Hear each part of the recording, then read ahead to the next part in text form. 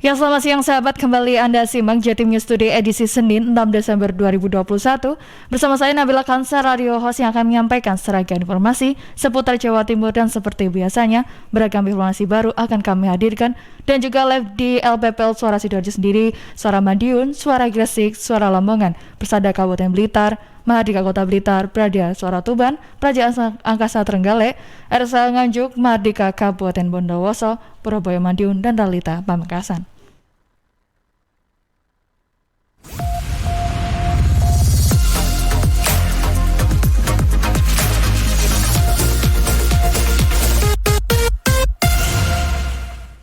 Ya baik sahabat, sebagai informasi pertama datang dari BVMBG, prediksi masih ada potensi awan panas guguran APG susulan dari Gunung Semeru. Berikut informasi dari Arif Prada dan Sarah Kristifanti, kantor Berita Antara.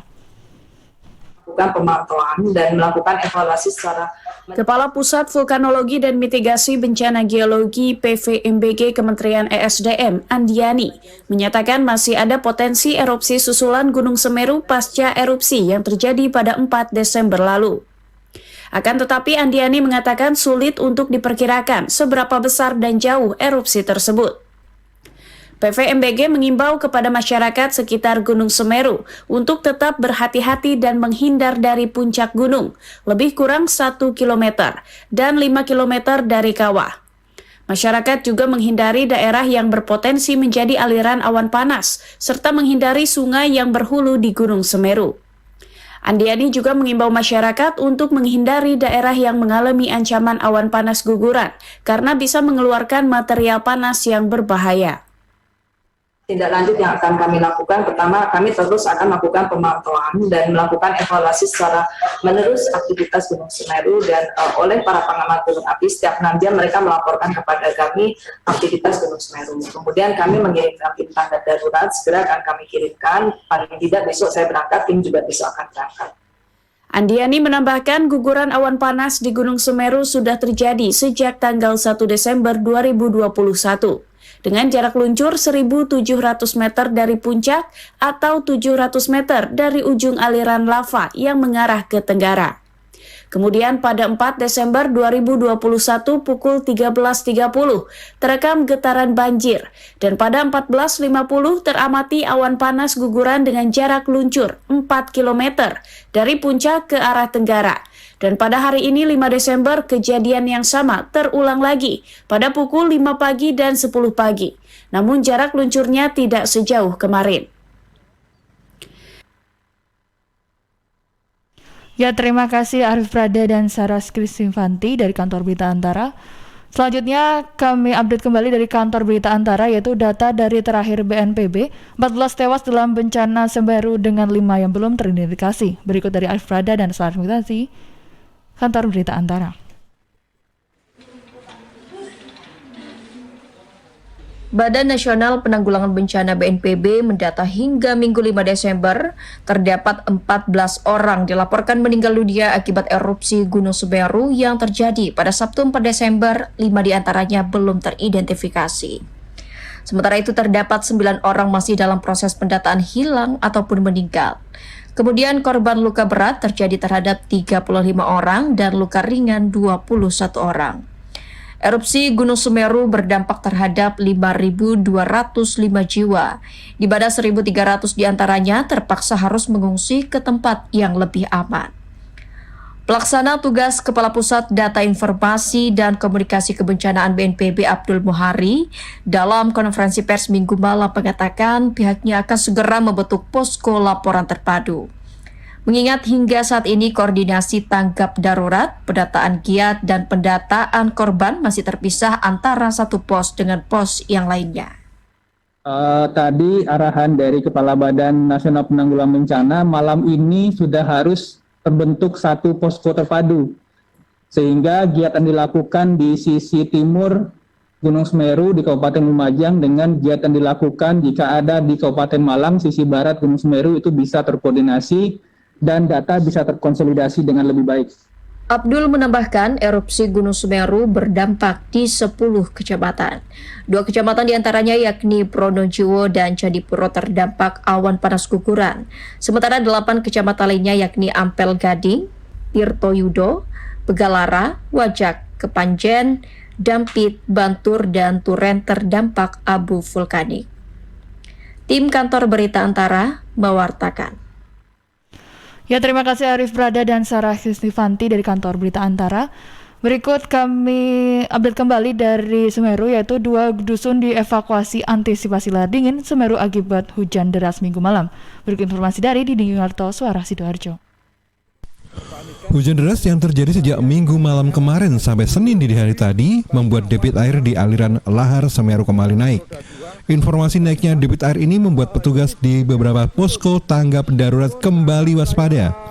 Seperti yang terjadi di Dusun Bulak Manggis, Sumberbuluh, Candipuro. Sejak Minggu malam kemarin, warga melakukan persiapan bila sewaktu-waktu ada perintah untuk melakukan evakuasi. Bahkan beberapa warga tidak tidur semalaman untuk berjaga.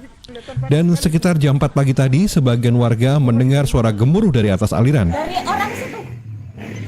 Dan berdasarkan informasi dari Pos Pantau Gunung Sawur, telah terjadi.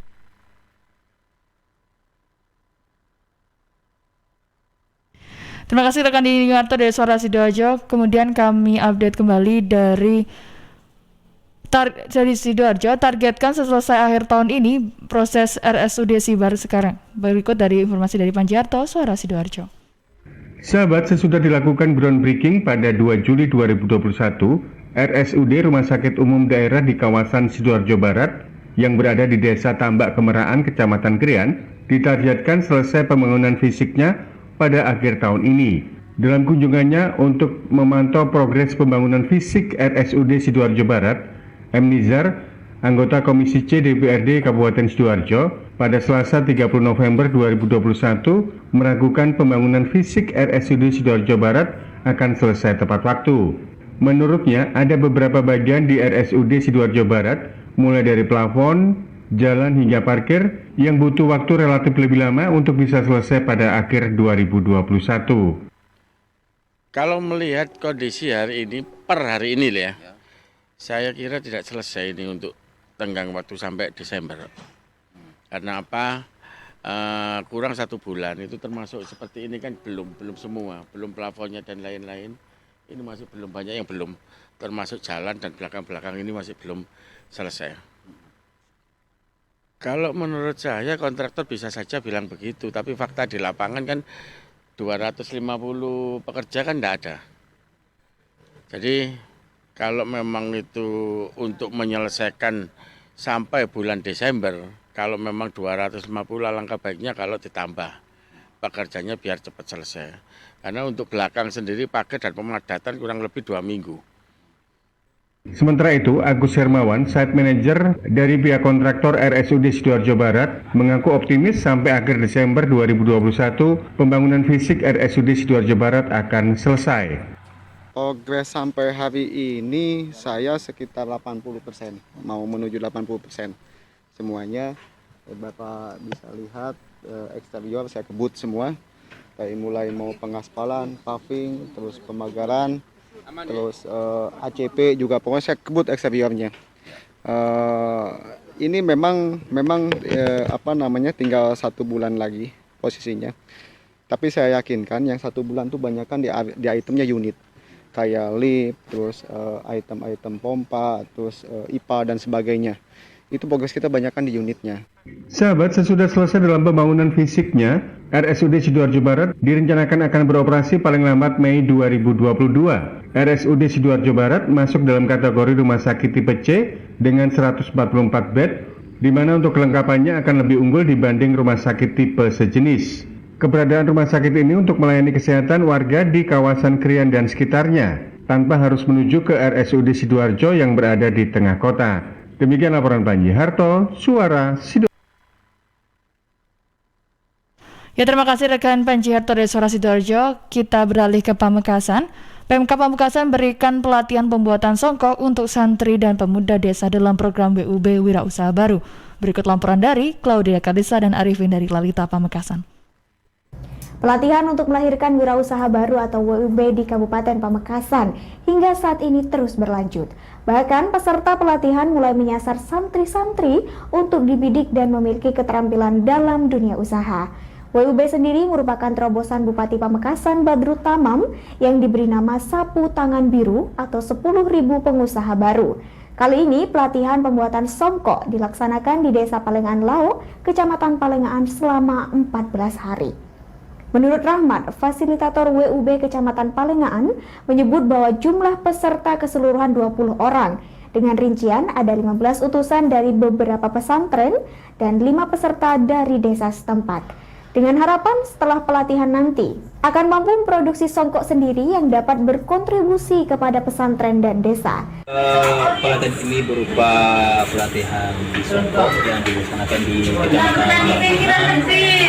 Ini merupakan paket yang keempat yang dilaksanakan di Kecamatan Palengaan. Sudah 14 hari yang sudah dijalankan oleh pelatihan songkok ini kami rekrut dari beberapa pondok pesantren, mulai dari pondok pesantren Mondolo Utusan dari Mondolo Bata-Bata, dan juga pondok pesantren baru Tanjungsari dan pondok pesantren yang lain yang siap untuk dilatih dan bisa berkontribusi kepada pesantren. Di sini ada 15 utusan dari pondok pesantren, kemudian ada 5 dari utusan dari desa dan masyarakat. Syamsul Ma'arif, perwakilan dari Pondok Pesantren Miftahul Ulum Kebun Baru Palengaan menyampaikan terima kasih kepada Pemkab Pamekasan atas kesempatan pelatihan yang diberikan.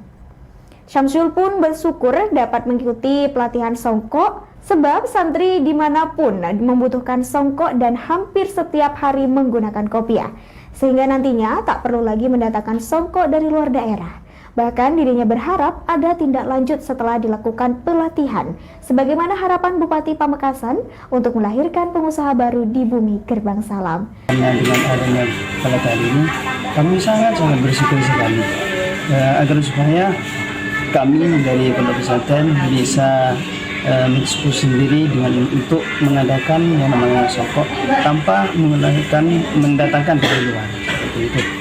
Kemudian dengan adanya pelatihan songkok ini, harapan dari kami sebagai santri yang diutus dari Pondok Pesantren ini, pertama mengharapkan agar supaya ada tindak lanjut ke depan yang bisa kami jadikan umpan balik terhadap pesantren, terutama yang diharapkan dari pihak terkait antara dari Bupati Pamekasan terutama dan juga dari fasilitator WUB Kecamatan Palengaan yaitu Bapak Abdul Rahmat, sehingga kami sebagai santri bisa mengembangkan yang namanya budidaya songkok ini di Palengaan sendiri. Saya mengucapkan banyak terima kasih kepada Bupati Pamekasan Haji Badrut Tamam selaku Bupati Pamekasan, juga terima kasih kepada Dinas DPM PTSP dan Naker Kabupaten Pamekasan. Juga kami mengucapkan banyak terima kasih kepada fasilitator WUB Kecamatan Palengaan. Reporter Radio KFM Arifin melaporkan. Ya, terima kasih rekan Claudia Karisa dan Arifin dari Lata Pamekasan. Kita beralih ke Madiun. Wali Kota Madiun resmikan Kotaku dan serahkan bantuan ke lapak UMKM. Berikut laporan dari Amanda dan Rama Permana dari Suara Madiun. Giat goes rutin yang dilakukan oleh Wali Kota Maidi bersama jajaran OPD terus berlanjut. Seluruh program kerja yang sedang on progress mendapatkan peninjauan langsung dari orang nomor 1 di Kota Pendekar itu. Giat tersebut dilakukan sembari bersepeda dengan total jarak tempuh 21 km. Setidaknya 10 titik dikunjungi Wali Kota. 7 titik diantaranya merupakan lokasi kawasan tanpa kumuh atau Kotaku yang dalam kesempatan yang sama diresmikan oleh Wali Kota. Orang nomor 1 di Kota Pendekar itu berharap program semakin meminimalkan titik kumuh di Kota Madiun. Kota Madiun mendapatkan anggaran 7 miliar rupiah dari program tersebut untuk 12 titik di 12 kelurahan. Di antaranya di Kelurahan Nambangan Lor, Nambangan Kidul, Pandean, Pilangbango, dan Kelurahan Kelun. pembangunan yang mengemuka beragam, mulai gang, saluran, dan lain sebagainya. Wali kota menyebut pembangunan tak hanya di bagian tengah kota saja, namun juga di wilayah pinggir. Tidak hanya berangkat dari APBD, tetapi juga dari anggaran pusat. Seperti diketahui, pemerintah Kota Madiun menganggarkan 47 titik perbaikan drainase tahun ini. Jumlah saluran yang dilakukan perbaikan dipastikan bertambah dengan hadirnya program Kotaku tersebut. Kalau kota ini gangnya bagus, salurannya bagus, lampunya bagus, orang nyaman. Keluar rumah sedikit, di kelurahan ada seperti ini. Artinya bahwa akan mengurangi tingkat kerawanan. Jadi kalau anak-anak dadak pergi jauh, beli apa-apa jauh, nyabrang, kota kan semakin ramai, ini berbahaya. Yang kedua, dia juga hemat.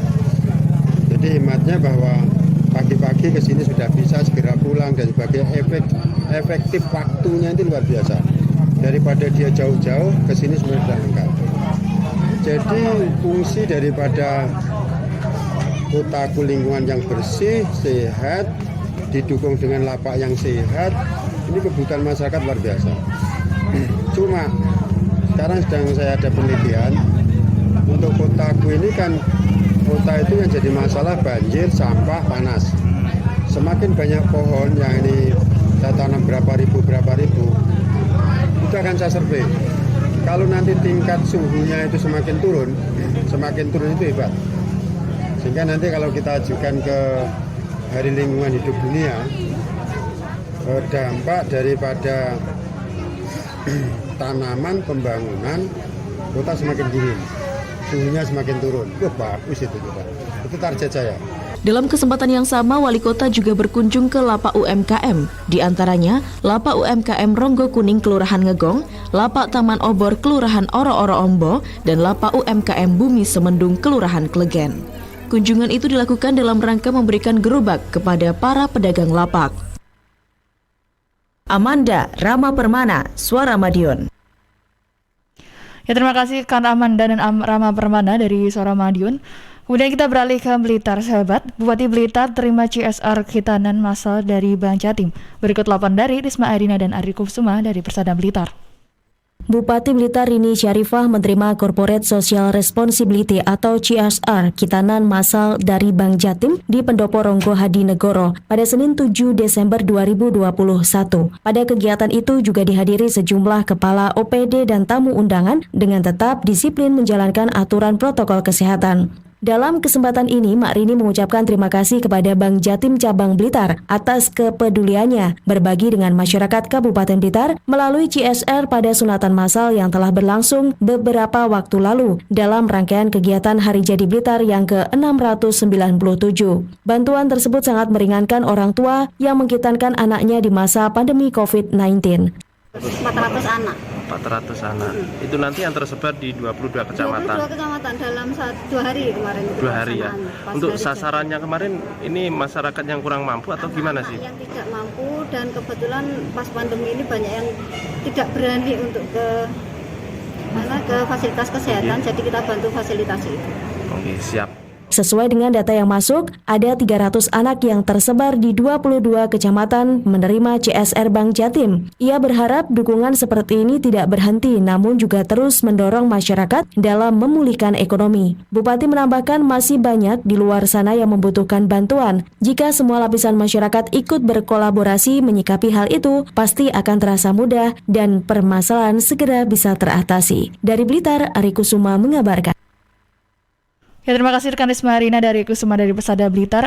Baik sahabat, sebagai informasi terakhir, kami simak kembali dari Diding Yunarto Sidoarjo, 2 dusun dievakuasi antisipasi lahar dingin Semeru akibat hujan deras Minggu malam. Silakan Diding Yunarto. Hujan deras yang terjadi sejak Minggu malam kemarin sampai Senin dini hari tadi membuat debit air di aliran lahar Semeru kembali naik. Informasi naiknya debit air ini membuat petugas di beberapa posko tanggap darurat kembali waspada. Seperti yang terjadi di Dusun Bulak Manggis, Sumberwuluh, Candipuro. Sejak Minggu malam kemarin, warga melakukan persiapan bila sewaktu-waktu ada perintah untuk melakukan evakuasi. Bahkan beberapa warga tidak tidur semalaman untuk berjaga. Dan sekitar jam 4 pagi tadi, sebagian warga mendengar suara gemuruh dari atas aliran. Dan berdasarkan informasi dari pos pantau Gunung Sawur, telah terjadi luncuran material dari atas atau berupa lahar dingin. Beberapa warga yang berjaga segera melakukan evakuasi. Ini mobil dari polisi militer juga turun. Nah, ini ada warga yang dari Kandang ini.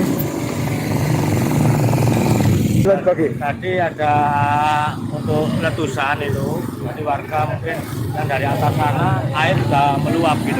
Ada informasi seperti itu? Iya, ada meluap. Itu dipastikan memang sedang terjadi lahar gimana, Pak? Diinformasikan tadi ada break dari saudara kita yang dari Bondeli ya? Nah, Bondeli itu yang tadi malam. Yang sekarang air sebelum di pos lapangan Sumberwulu itu masuk ke kiri. Itu air meluap di daerah situ dan Pak Budi, bentar kita tanya ke Pak Budi. Pak Budi adalah salah satu ketua Satgas Keamanan Desa Sumberwulu. Pak Budi, ini sebenarnya apa yang terjadi kok warga tadi mulai dari dusun Bulak Mandi sampai Bondel ini mengungsi? Apa benar sedang terjadi lahar? Semua tidak ada masyarakat, sudah saya ungsikan semua. Jadi untuk rumah-rumah kosong mulai kemarin sampai sekarang pengungsiannya ada di balai desa, masjid, dan sekolah. Ya. Terus tadi ini apa benar sedang terjadi lahar? Karena masyarakat Bulak Mandi sudah betul sekali terjadi informasi dari atas itu lahar dingin. Lahar dingin ya? Ya, dengan berkekuatan 3,7 skala Richter. Ya. Terus posisi air sekarang sampai mana? Sudah sampai mana? Posisi air masih perkiraan di atasnya Geladak Perak. Oh, yang gitu. sini sudah mengalir cuma kecil. Itu informasi resmi dari Pos Sawur ya? Iya. Terus untuk pemantauan di lapangan, apakah ada relawan atau apa yang memantau kondisi air? Sudah ada relawan yang ada di sana memantau. Ya. Oke. Jadi itu teman-teman, ini informasi dari Bapak Budi selaku Ketua Satgas Keamanan Desa. Update terbaru dari pos pantau di Gunung Sawur, luncuran lahar dingin Semeru yang terjadi pada pagi tadi masih bisa tertampung di jalur lahar, tidak sampai membahayakan posisi titik pengungsian. Sementara itu sekitar jam 7 pagi tadi, ada luncuran awan panas dari puncak Semeru. Dan dari pantauan pos pantau, luncuran awan panas ini terjadi sejauh 2,5 km menuju ke arah Curah Kobokan. Dari Lumajang, Didi Yunarto melaporkan untuk Jatim News Today. Ya, terima kasih rekan Didi Yunarto dari Sidoarjo. Baik sahabat, selesai sudah seluruh rangkaian informasi Jatim News Today pada hari ini. Saya Nabila Kansa dan kru yang bertugas pamit undur diri dan selamat siang.